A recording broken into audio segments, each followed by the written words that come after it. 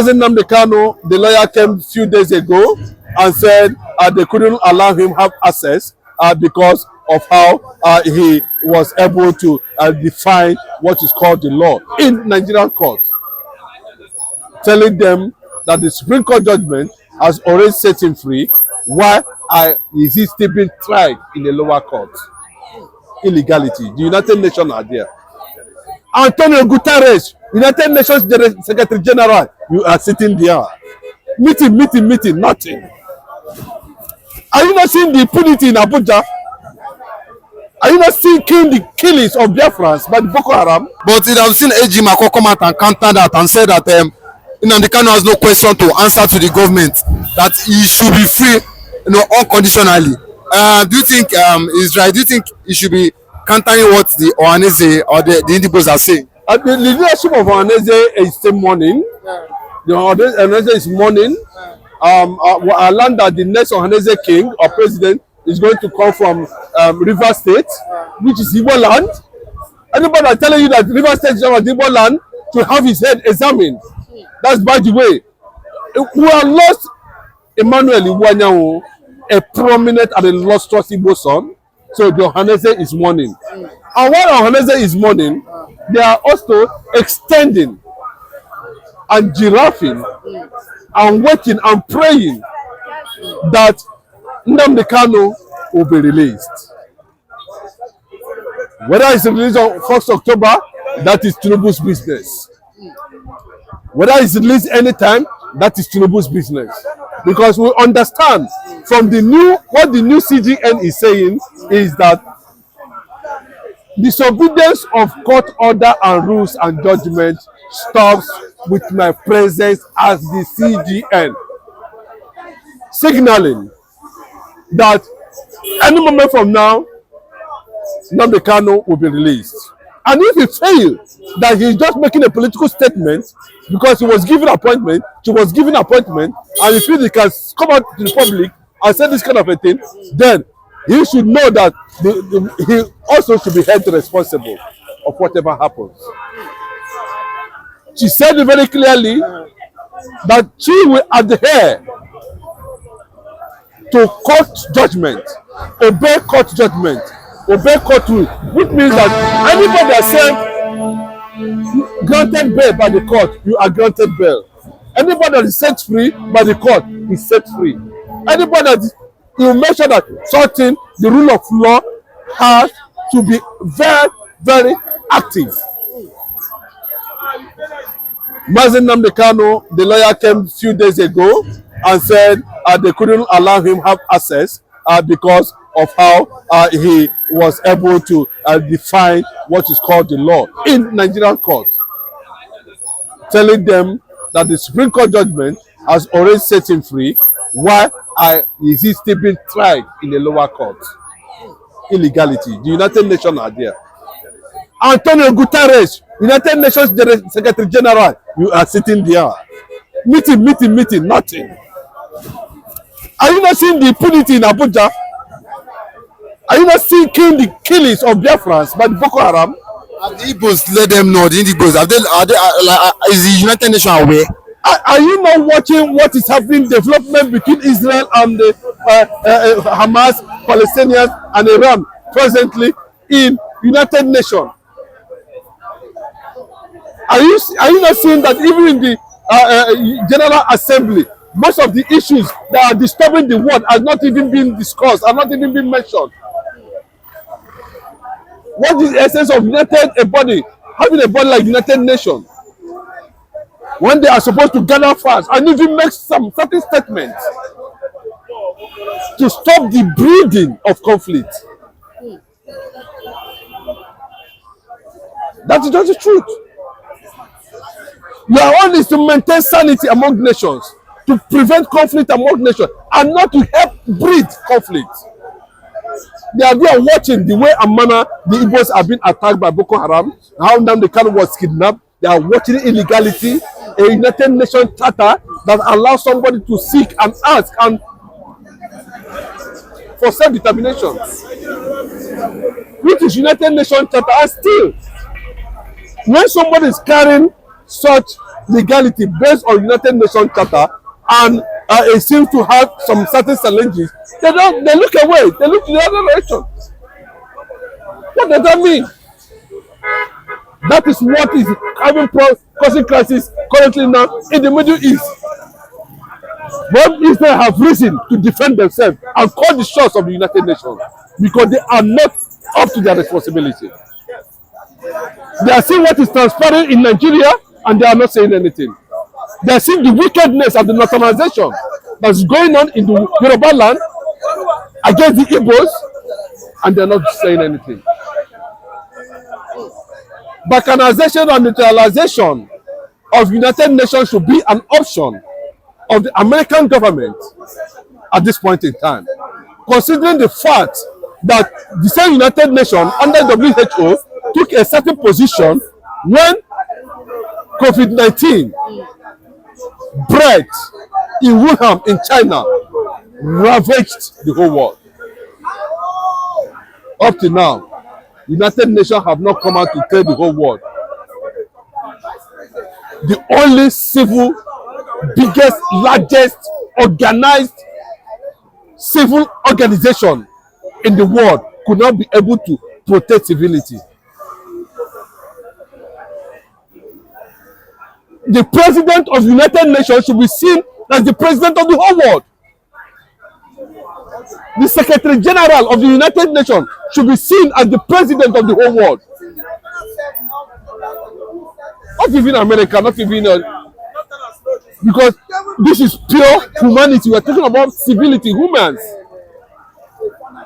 It shouldn't be America, it shouldn't be Britain, it shouldn't be Italy, France.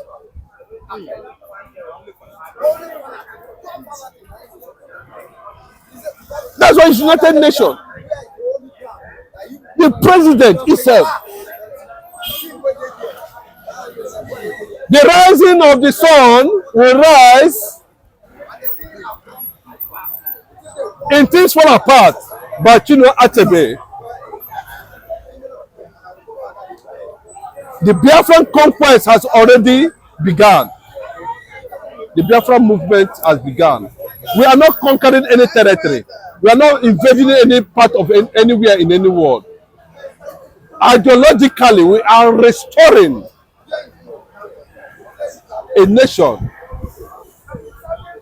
And that is why Ohaneze Igbo and other lovers of reality and freedom who are seeing the handwriting of all the Boko Haram cells across Nigeria, knowing fully well that their target is to destroy Biafra.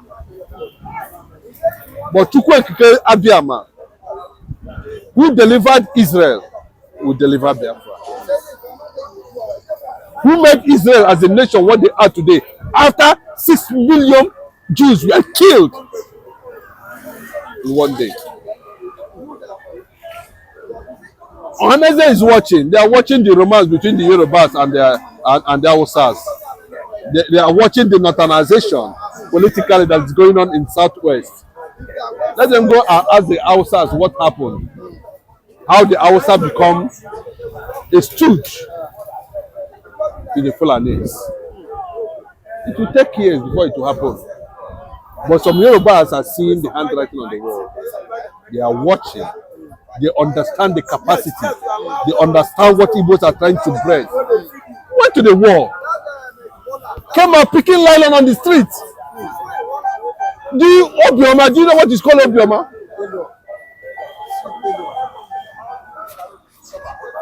Knocking machine, bang, bang, bang, bang, bang. Calling people, come and sew your cloth, come and sew your cloth. Are Igbos doing it again? They cannot do it again.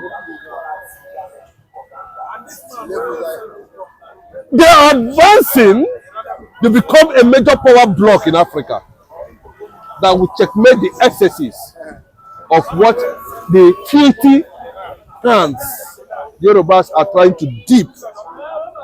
Tinubu is leading them to dip their hands. Now. Yes.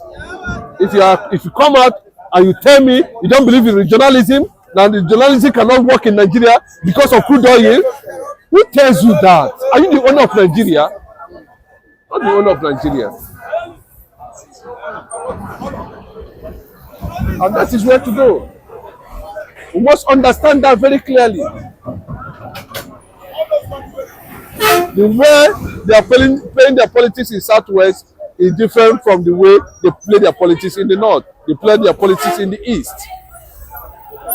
Up to today, go and ask an average British political person, he will tell you that he does not believe that Nigeria will be one.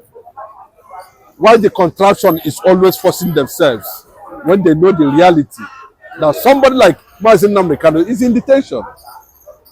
The Ohaneze, the Eastern governors, everybody is quiet. But Uzodinma does not want to raise his ugly head because he knows that he is the only face of APC in the Eastern region. But I can tell you, the God that delivered Daniel from the den of lion, the God that taught the mystery of Shadrach and Abednego in Babylon, is the same God today and forevermore. And looking at that man there and what Simoneba is trying to do in Finland, one day, somehow, by omission or by commission. I'm not talking about the Igbo here. I'm talking about the black race, which includes the Hausas too, the Yorubas too, and other nationalities of Africa that felt, that continue to bear the burden of colonization. That Biafra will rise and liberation of the black man will follow. Shetima, and the rest. It's you people that started it. After the war, Igbos believe in one Nigeria, but you people's attitude towards us make us to have a change of mind. Make us to have a rethink. Make us to believe on what we did not believe, we never believed before. That Igbos, we incite war in Nigeria. What can I say to this? God bless you, my brother. There's nothing like I remember my humble self, Evangelist Benjamin Johnson Ezesinachi.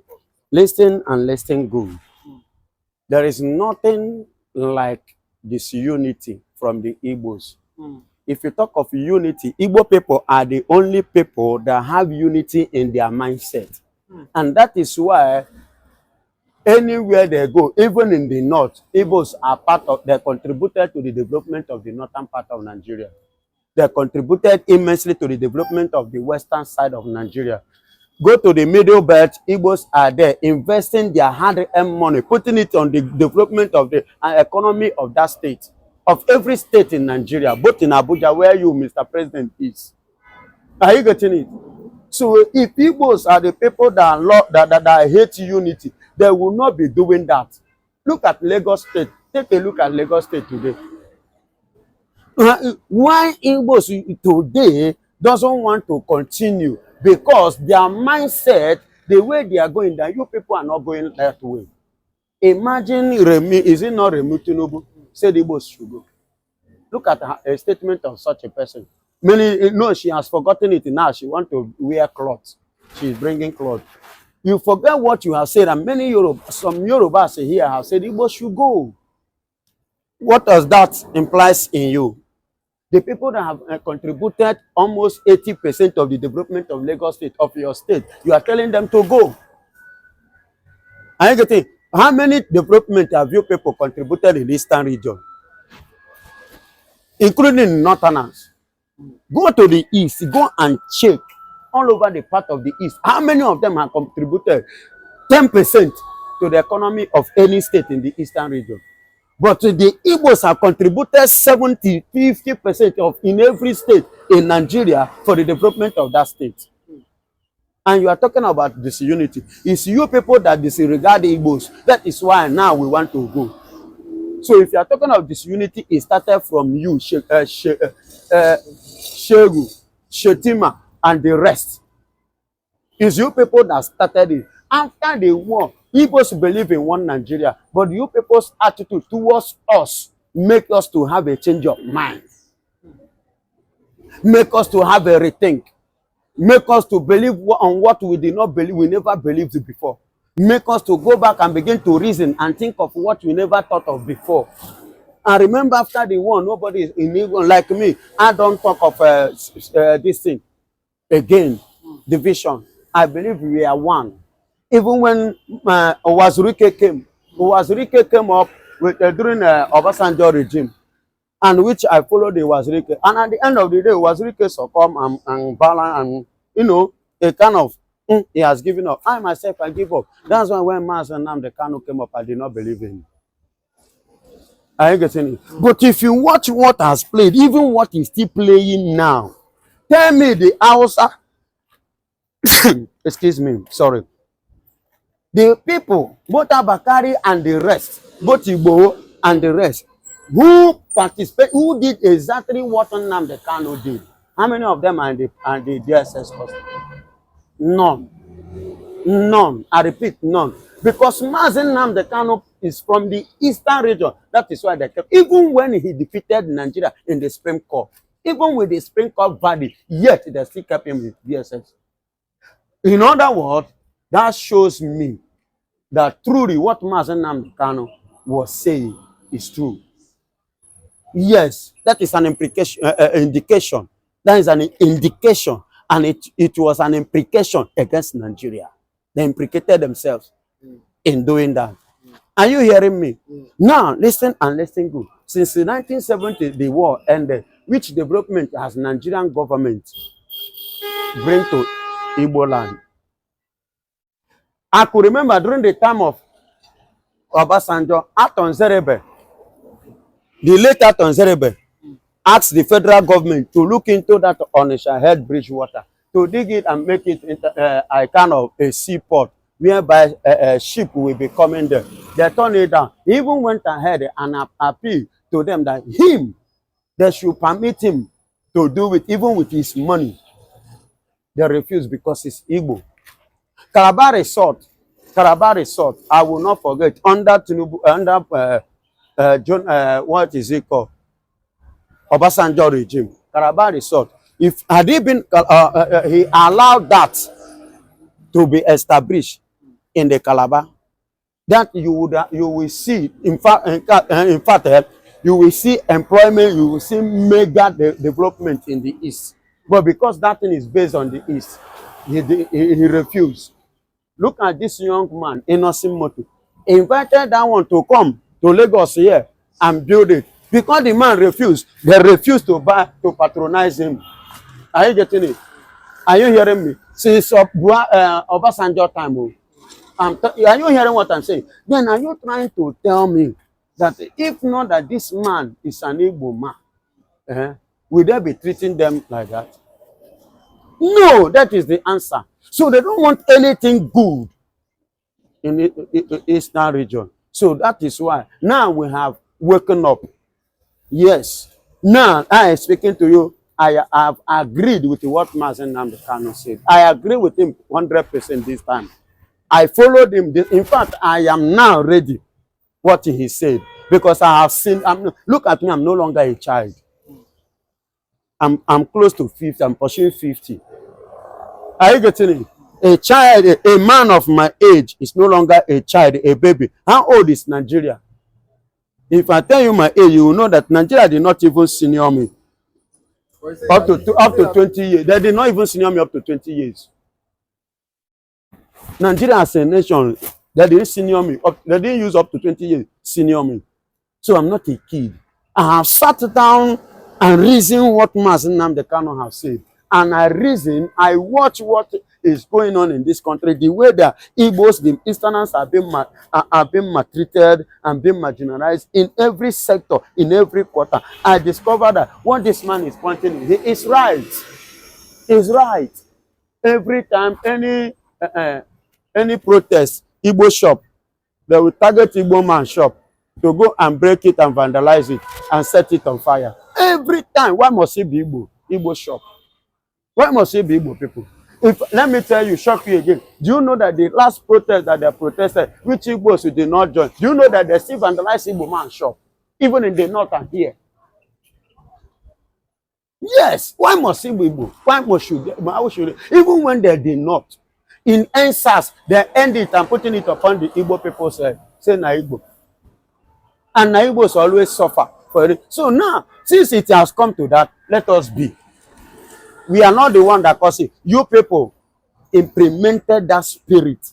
You people, Gumi, Shetima, Tinubu and the rest, you people are the one that instigate that spirit in us, that motivated that spirit, that make us to rise today. And we are not going back by the special grace of God, because Biafra have come to stay, and we shall continuously stay. And Shetima, you know that you have said it in a UN delegate meeting. You have said that. God bless you. But do you not think truly, if the Imos they are doing this to the to the Fulanis here in Imo, do you not think this will cause reprisal or revenge? Then this will, like the disunity that we are talking about. Do you not think this will disunite Nigeria the more, even though we know that the Biafrans want to live stay on their own? Listen to me. They started it. There is nothing to we are the one to revenge. The Biafran people are the one to revenge this time. Not the other way around. Not the other way around. We are the one to revenge. The genocide, thank God, what is he called? Gowon is still alive, which is regretting it today. It's in the UK. Well, but he's alive. Yeah. But he's alive now and he's regretting it, which has come up openly and said it one or two occasions, that he regretted the atrocity which he carried out against the Igbos.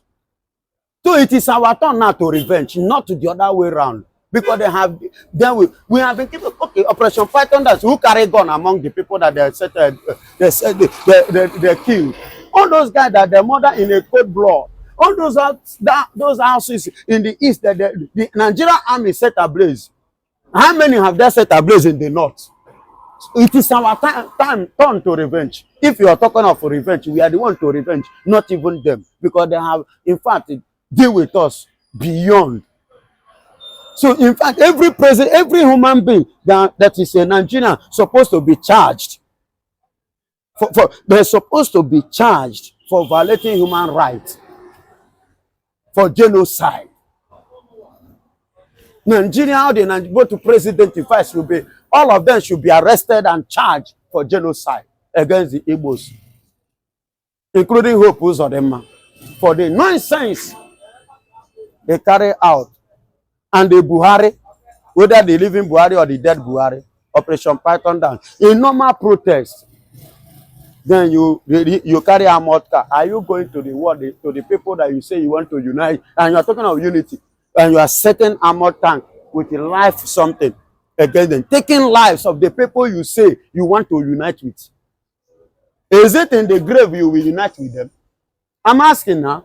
Do you want to unite them in the grave? Or now, Mr. Former President Buhari, now you, Mr. President, the present one, Tinubu, and the Shetima, then Shegu, or whatsoever is your name. Now, those people that your brothers have murdered in a cold blood, go and unite with them first in their grave and bring them out. Then, before you come and tell the living, talk about unity among the living.